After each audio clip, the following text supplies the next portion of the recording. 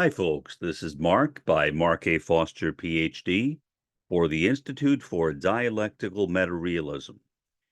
The term scientific socialism is, I think, superior to the term Marxism. Marx himself did not like the term Marxism. And I think about myself, for example. Would I want dialectical metarealism to be called Fosterism? The answer is no, because the slightest mistake that I make in developing my theory will come back and make me personally look bad. Theories should never be named after the people who develop them. Let me give you a kind of somewhat off-topic illustration. Asperger's syndrome. That was a term that was coined for a kind of high-functioning autism and was first used in the DSM-4 and then in the DSM-4-TR. And then, fortunately, it was dropped by the American Psychiatric Association. Now, sadly, there is another manual, which is basically a manual for psychodynamic or psychoanalytic psychotherapists, which has retained the term Asperger's syndrome or Asperger's disorder. Why? I don't know. But they are basically using the term Asperger's syndrome in a similar way to the way in which the DSM-5 and the DSM-5-TR uses sensory processing disorder. For a long time, occupational therapists have pressured the American Psychiatric Association to include sensory processing disorder in the DSM. Finally, they were successful. Both Asperger's syndrome in the psychodynamic manual and sensory processing disorder refer, I think, to essentially the same condition. Namely, it is kind of like high-functioning autism, except it does not have the repetitive behaviors. And therefore, since my entire life has been one dominated by repetitive behaviors, I would not qualify for that diagnosis of Asperger's syndrome in the way it is now used.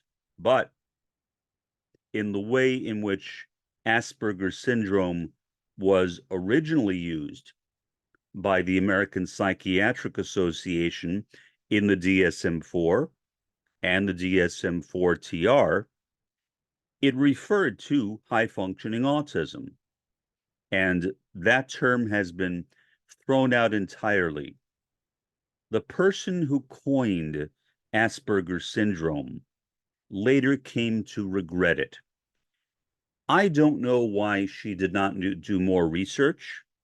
I think she should have. If she would have done more research, she would have discovered what I think is very easy to find, namely that Hans Asperger was a monster. He abused the autistics under his care. When the woman who coined the term Asperger's was aware of that, became aware of it, she apologized for having coined that term. And she said she should have called it autism from the beginning. Yes, that is right. You should have called it autism from the beginning. And I realize that I'm speaking into the grave. She is now departed, and I wish her well, but I'm happy that she acknowledged that her own choice of Asperger's syndrome or disorder was a bad choice. It's good that she acknowledged it. I wish that she had never chosen it in the first place, because there was an entire generation of autistics, high-functioning autistics, who began calling themselves, of all things, Aspies. Aspies. It sounds like a bug.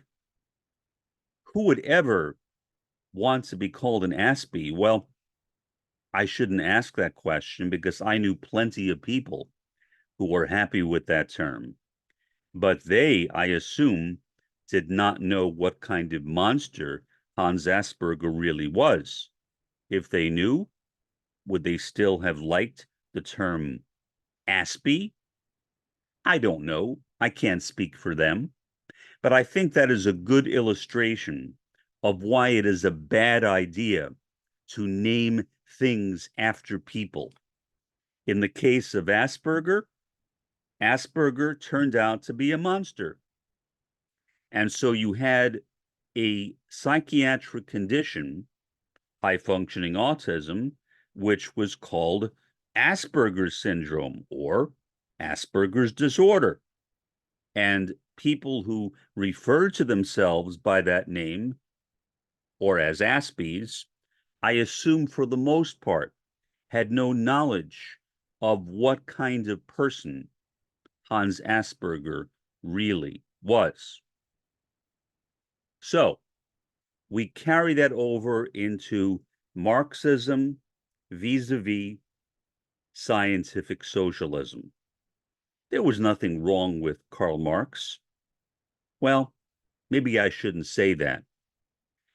Karl Marx, despite the fact that he was from Jewish ancestry, was a rabid anti-Semite.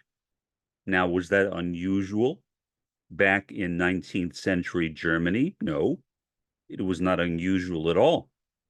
But it still is a damning thing for Karl Marx. And it is one reason among many why scientific socialism should never have been called Marxism from the beginning. In addition, Marx made mistakes. For example, he predicted that the first communist revolutions would occur in Europe at the end of the 19th century. That was a long time ago. That never happened.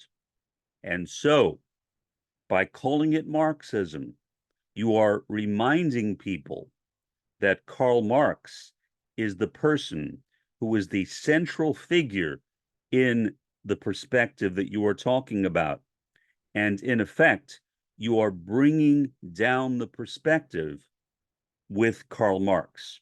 Now, do I fault Karl Marx? Yes and no. I mean, I don't like the fact that he called Jews Jew dogs, in spite of being from Jewish ancestry himself. As a guy from Jewish ancestry myself, calling Jews Jew dogs is kind of repugnant to me. I don't like the fact that Karl Marx did that. But given the time in which he was living, placing what he said into historical context, is it understandable? Sort of.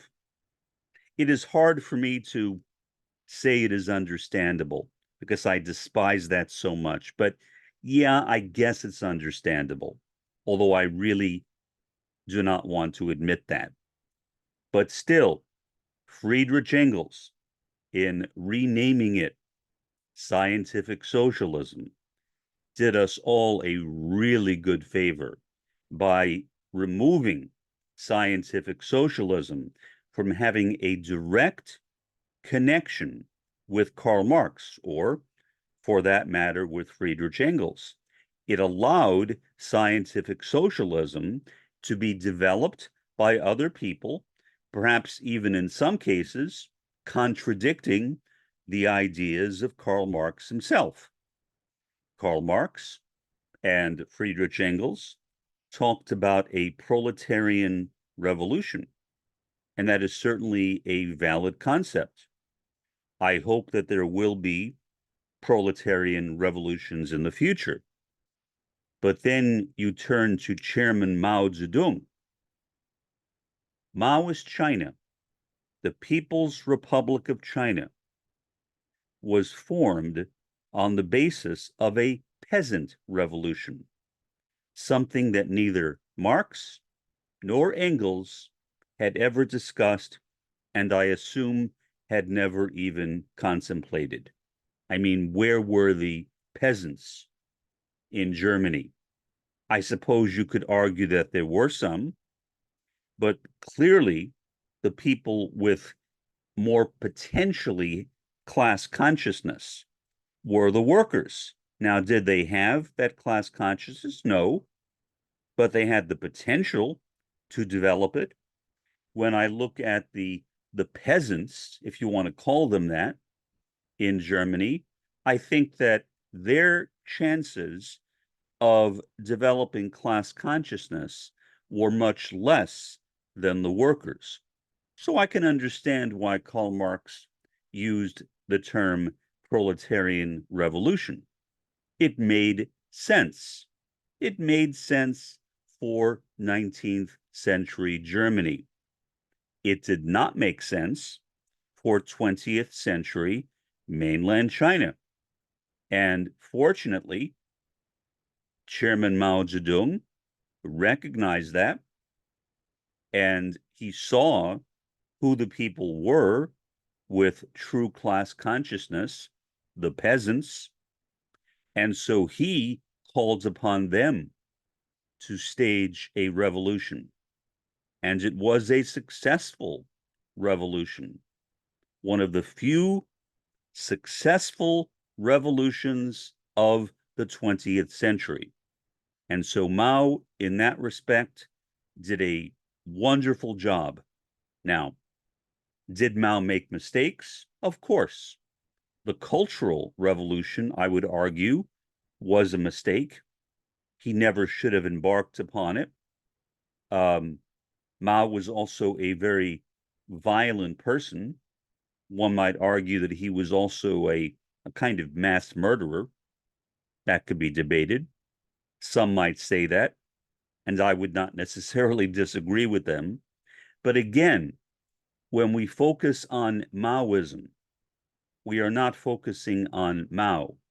And that takes away perhaps the need for the use of the term Maoism, even though admittedly I use it myself. Perhaps I should not, but I do not know of another term that would suit Maoism other than Maoism. I have tried with the term socialism from below, but that term is used by people from a variety of tendencies or currents, from anarchist to Marxist. And so it is not clearly a Marxist term, and certainly not clearly a Maoist term. As far as I know, and maybe I'm wrong, I am the first person to use the term socialism from below as a term for Maoism, but I think it fits, especially in connection with Maoism, Third Worldism, because as I have reevaluated it as socialism from below, Third Worldism, Fourth Worldism, that the first revolutions will occur in the Third World or the Fourth World, or perhaps in both. And there are plenty of places which actually are both, like Gaza, like India, like Pakistan. Namely, they are both indigenous and they are also third world. So I think that the terms third worldism, fourth worldism make sense in concert with socialism from below. Why? Well, because if you think of socialism from below in two different ways, I believe it makes sense. First, it is socialism below the first world. The third world and the fourth world lie below the first world. They lie below it in terms of power, privilege, prestige, and wealth. So that is one reason why you can think of Maoism, third worldism, as lying beneath the first world. A second reason, if we look at where revolutions start, revolutions will start with the proletariat and the subaltern. And those two classes lie beneath the bourgeoisie. The first world is dominated by the bourgeoisie, by the capitalist class. And we are trapped in the capitalist system right now, the capitalist world system, as Immanuel Wallerstein has brilliantly called it. And so I think from both of those perspectives, you can think of Maoism, third worldism as a kind of socialism from below, or perhaps more specifically, a kind of revolutionary socialism from below. In fact, I would call it that, except I think it makes it unnecessarily long. It is too long already.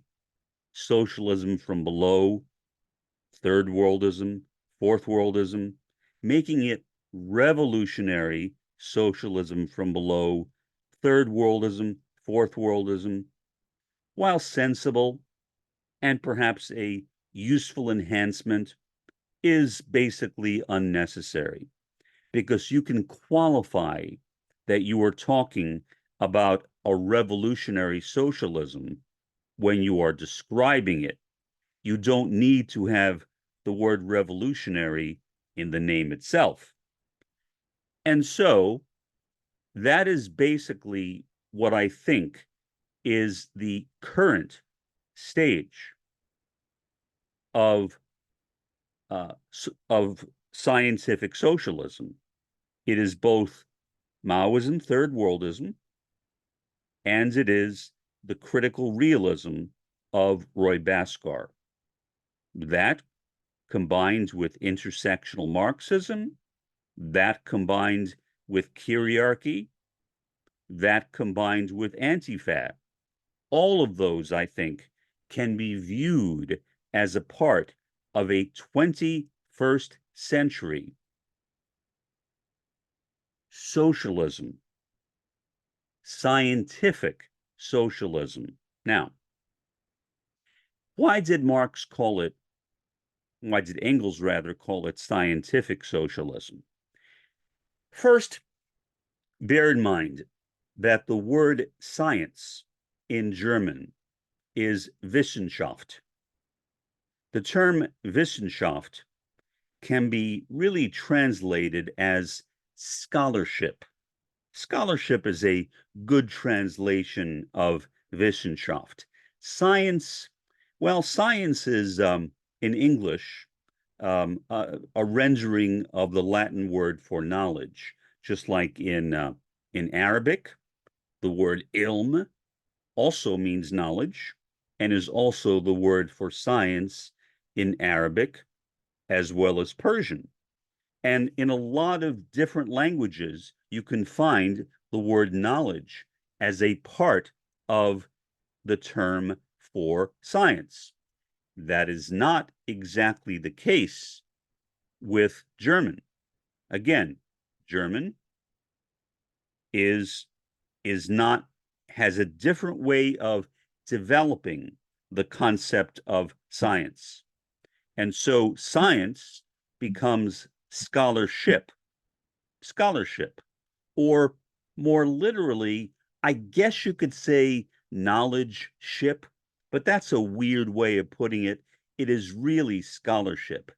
And if you think of the way in which scholarship or Wissenschaft is used in the German language, then it makes sense to think of scientific socialism as a type of Wissenschaft. Part of the problem, I think, is the US. Well, the US is always part of the problem, I think, but in this case in particular, because the US, as far as I know, and I could be wrong, is the only country in the world to have a very narrow definition of science. I have listened to these really annoying, aggravating debates conducted by people as to whether this is science or whether this is not science. I remember a colleague where I used to work before I retired, and I will not mention his name, who tried to argue that the social sciences, including my own sociology, were not science. They were really a part of the humanities. The problem, in most parts of the world, the humanities are considered to be a part of science. They are generally called the human sciences. Along with the social sciences, they make up the human sciences. So we seem to have a really tough time in the United States grappling with the word science. And as a result, because we have this really, really narrow view of what science is, we think of the scientific method, for example. And as any scientist, whether biological, whether physical, whether social science, whatever, can tell you, there is no such thing as the scientific method. It is simply hogwash. In my own field of sociology, we have many methods: survey research, participant observation, content analysis, and many more. And the same thing is true with other sciences. I am not personally aware of any science which only has one method. So the term scientific method is really a fallacy. There literally is no such thing. And so when we look at science, I think it is best to consider science as scholarship. Just like the German word Wissenschaft implies. I really like the German word Wissenschaft because it frees us, and by us, I mean those of us in the United States, from a dependency or a reliance on this really, really narrow definition of science, which is not shared in most of the world. And when people read, because I have discussed it with many people, the kinds of ridiculous debates that go on in the United States, is this a science? Is that a science? They think it's crazy. And it is crazy because science, if it is viewed as scholarship, is an extraordinarily broad term. And it is not a term which should be limited to only one science or another. And so the same thing, I think, is true with scientific socialism. Scientific socialism was originated by Engels, the term. Engels was not an American. I think that's pretty obvious. He was born and raised in Germany, and along with Marx, spent the second half of his life in the UK, in London. But in London, too, that very rigid definition of science is nowhere to be seen. And so clearly, I think, when Engels coined the term scientific socialism, he was not referring to a very narrow thing of the so-called scientific method, which in fact doesn't even exist. He was not referring to the necessity of testing hypotheses, because not all sciences, not all forms of scholarship use hypotheses.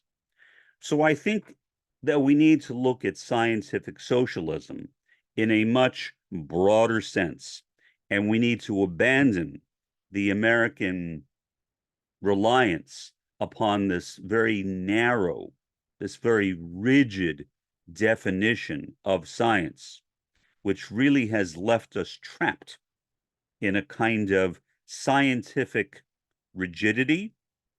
I don't know what else to call it, scientific rigidity, where some things have the privilege of being sciences and other things, and I guess my own sociology would be one of them, do not have that privilege, or at least that is how some people see it, especially the so-called positivists and neo-positivists, people who basically think that science should be modeled entirely upon the way science is used in biology and the other natural sciences, which again makes no sense.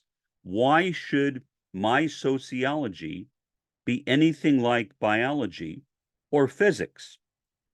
The guy who coined the term positivism, he did not coin the term positive as a reference to science, but he coined the term positivism, as far as I know.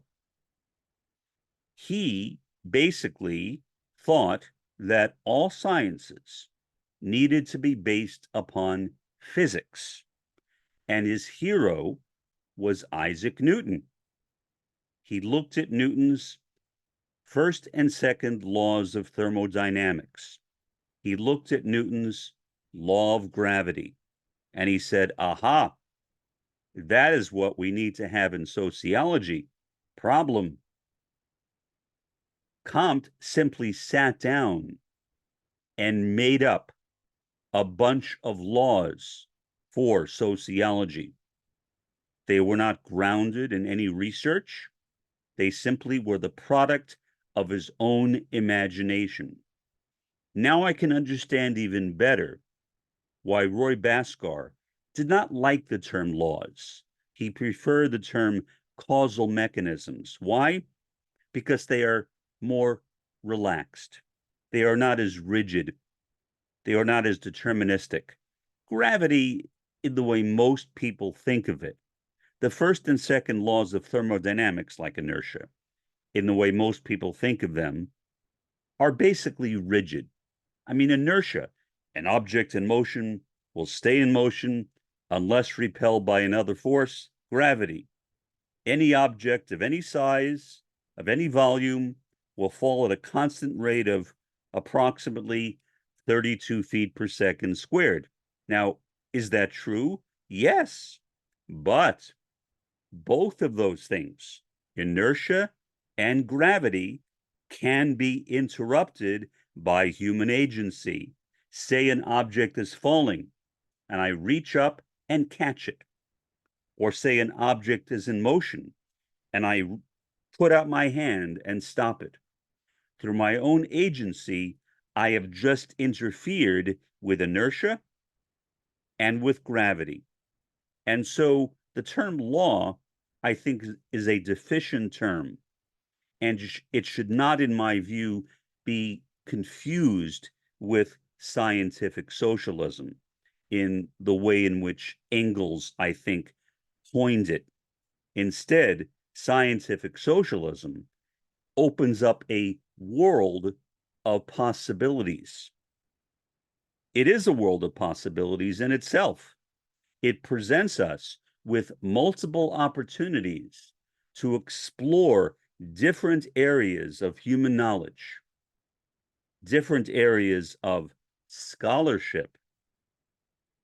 That's right, scholarship, which is really, I think, what any field of science, including scientific socialism, should be about. For the time being, this has been Mark by Mark A. Foster, Ph.D., for the Institute for Dialectical Meta-Realism. Have a pleasant day and an even better day tomorrow.